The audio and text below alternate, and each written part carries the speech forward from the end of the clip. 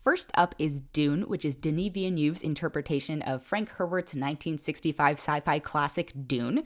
And I'm going to fall into a weird sort of camp when it comes to this latest film interpretation of it. So I'm a really big Dune fan. I read the books ages ago. I read them all in one chunk. And let me tell you, that gets a little confusing because they all sort of start to blend together. So I didn't necessarily remember going into this latest Dune film what exactly occurs in, say, Dune the first book versus something like Chapter House Dune, which, there's 20 years between when Frank Herbert wrote Dune and Chapter House Dune, but for me it was, all in one consecutive order. So my memory was a little patchy when it comes to piecing together what belongs in the Dune film, and also what belongs is relative, right? Because it's a huge book, and in fact, this movie version is called Part 1 because it does not cover the entire book, and I think that's important to know going in, especially if you are a Dune fan. That's not a spoiler, it comes up almost immediately, it's in the title card. Anyway.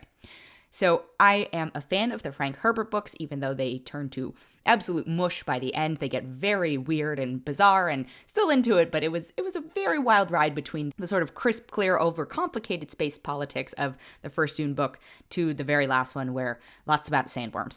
Anyway, I also like the David Lynch version. It is what it is. David Lynch is a not-for-everyone filmmaker, possibly sometimes. It's a very ambitious thing to adapt, and so how does this latest adaptation stack up? Well, one, I think it kind of sucks because this is one of those films that got delayed a bunch, and so I think the expectation on it was really, really high, and that's not to say it doesn't live up to it. I don't actually know what I was expecting from this, I think is what it comes down to.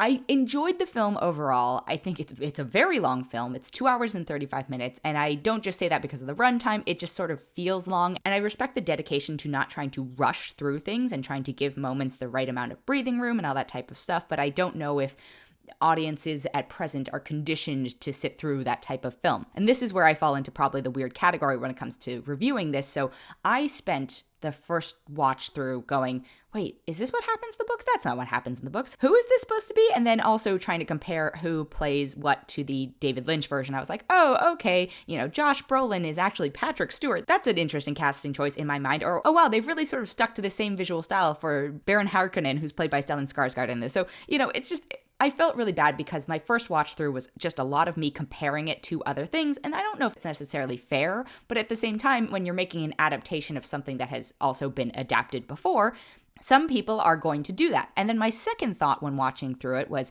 is this going to make any sense to anyone who does not have any familiarity with Dune? Because it's kind of out there sometimes, and I think a lot of people will be able to relate to, there's sort of an inherent space politics to it. Spice might as well be interchangeable to something like oil for us at present. I think people inherently understand when there are opposing houses and all. There's all these clues there, but for me, I was just going, if I knew nothing about this movie and I didn't know what spice was, because to the film's credit, it doesn't sort of beat you over the head with like, this is what spice is, this is what these people are. There are sort of expository moments, but I think they make sense within the context of the film, and so they don't beat you over the head with it, but at the same time, it's like, oh, okay, well, good luck figuring out this entire geopolitical situation between these interplanetary houses and emperors, and there's also a local population. And so anyway, all that being said, I have actually spoken to a couple people, and I don't normally do this, but I've spoken to a couple people who saw the film, and going into it, they didn't know a lot about it, but they still enjoyed it. And again, I want to reiterate, I did enjoy the film.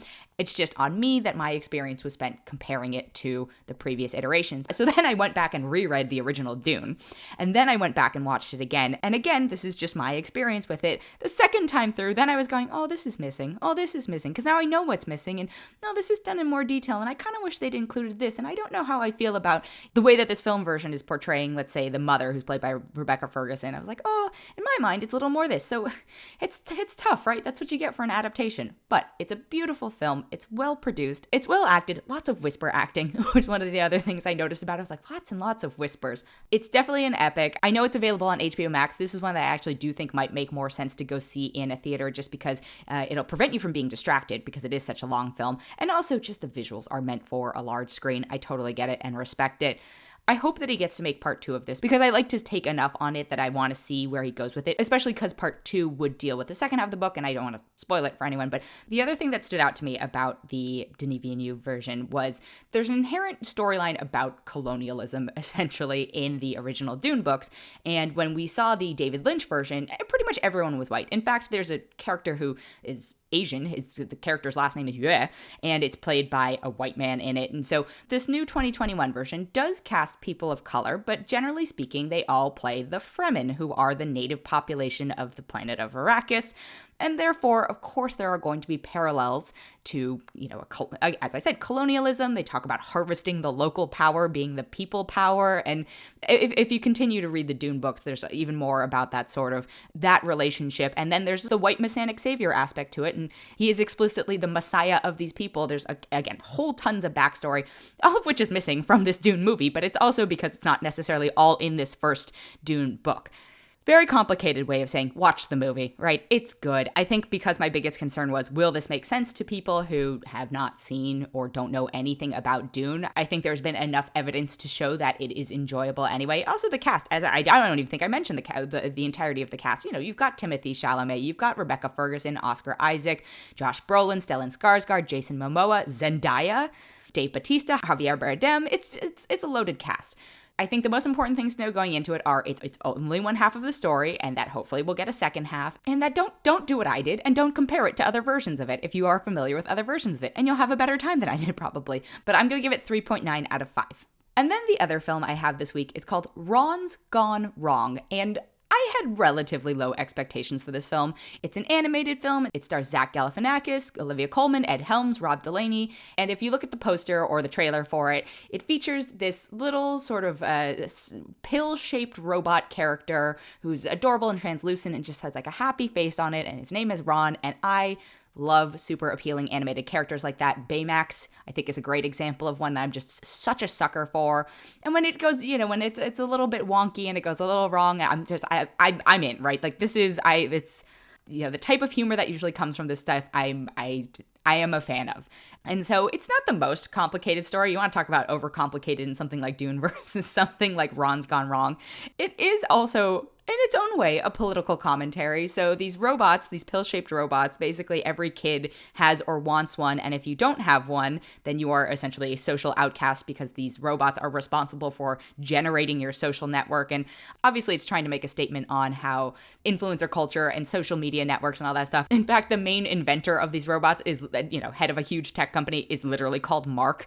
And then the CFO or whatever other executive looks very much designed like they are supposed to be Tim Cook. And so it's like, okay, I don't think kids necessarily are going to understand what this is trying to make a comment on, but there's enough in there for kids with the silly sort of humor that comes from the physical jokes that come from this robot that has gone a little bit awry. And I also think there's a genuinely sweet plot line involving the boy who so desperately wants one of these robots, and his family, can't afford one or can't get one for him. And then he gets this sort of fell off the truck, busted one, and things ensue from there. But I do think the moments between them are sweet. I think it's a good sort of story about how friendship is a two-way street. I think it's well acted. It's 1 hour, 47 minutes. It breezes by. There are jokes for adults. There are lots of jokes for kids. So I think it's just sort of a fun for the whole family thing. This is one of those ones that I thought was just going to get shoved onto digital because it was part of the Disney acquisition and it's from 20th Century Studios and all this sort of stuff. But it's cute. I don't know if you have to rush out and see it in theaters because I assume at some point it will come to Hulu or Disney Plus or something along those lines. And,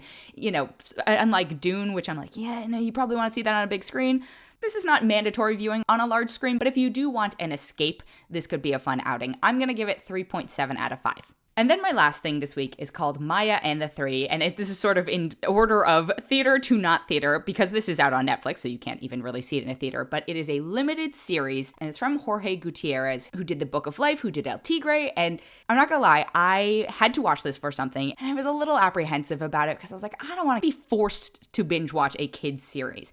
This is not a kid's series. I mean, yes, it is kid-friendly, but I think my overarching thought ended up being during it, this is really intense. I don't know if kids are going to be able to handle this, at least younger kids.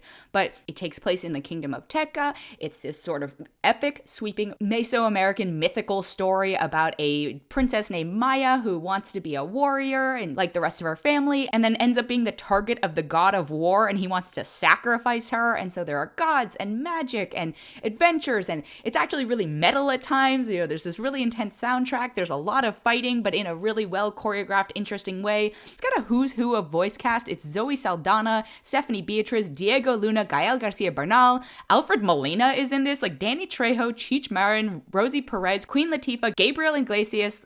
I had a really fun time watching it. I described it as something sort of between a telenovela and a superhero comic merged together into this fantastical limited series. I started watching it on a Tuesday night and I had to stop myself because I had to go to bed, but I was going to blaze through all of them. I had a really good time watching it. I think, again, I don't think it's a caution, but my only heads up is, yes, one, it deals extensively with death. And if you've seen Book of Life, you know that it deals with it from the perspective of also, this is a huge part of the culture, right? It's dealing with your ancestors and how we honor the dead and all that stuff. So that is if you have younger kids, that's a topic you might have to broach afterwards. And also, there's just a lot of fighting in it. So be prepared for all of that. But I think it's just a really fun outing. I also love that it's a limited series and that they have an ending for it, because I think one of the challenges of a lot of sort of episodic children-friendly content is that they just want to keep it going forever and ever and ever. And so there's never any consequences to anything. And this is not just applicable to children-friendly episodic TV. This can be applicable to plenty of things. But